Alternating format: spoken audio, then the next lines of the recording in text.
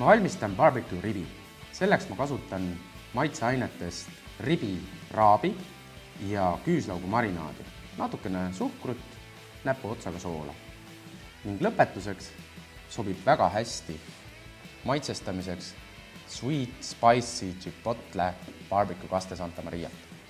Baby back ribi, mis on väiksed lühikesed ribid, tuleb määrida kokku küüslaugu marinaadiga, seejärel hõõrun juurde ribiraabi, raputan peale natukene suhkrut, küpsetan 150 kraadi juures tund aega, kuna tegemist on suhteliselt õhukaste ribidega, küpsevad nad suhteliselt kiiresti.